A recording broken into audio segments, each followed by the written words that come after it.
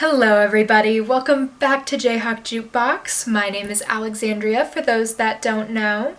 So today I'll be doing a little spotlight of sorts on a band that was fairly popular among the college crowd at KU in the late 1980s to 1990s. So Vitreous Humor formed in Topeka, Kansas, and consisted of Danny Pound on lead vocals and guitar, Brad Allen on guitar, and he filled in for bass whenever they didn't have a bassist, Chris Wall, who played bass for them in 1989, and then Brooks Rice played bass for them there on out, and then Dan Benson, who was their drummer.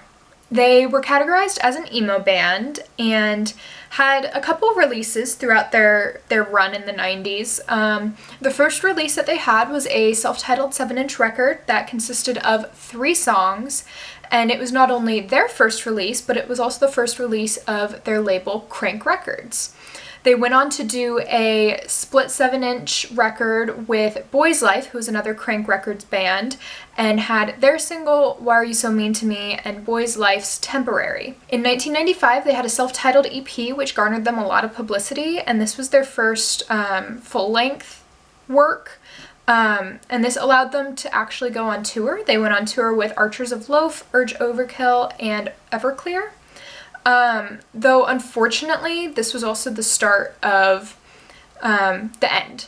So due to the stress of touring, they ended up breaking up in 1996, and the stress just really got to them, and shortly before they broke up, the lead singer Danny Pound actually ended up puncturing his lung twice.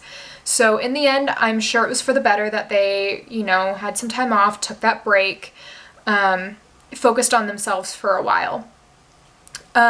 They obviously still loved what they were doing because 3 of the members reunited and formed The Regrets, not to be confused with The Regrets, the punk rock band that our own Kit talks about quite a bit. They were described as a more mature Vitreous Humor. They pulled sounds from post-punk, 70s folk, dance rhythms, and sweater rock. But they played as a group for a while before they reunited in 1998 to release their final album, Posthumous. I didn't really find that they did much as a group after that, but I did find out that Danny Pound went on to be a solo artist as a part of the Danny Pound Band. Unfortunately, this is all that I've got for you today.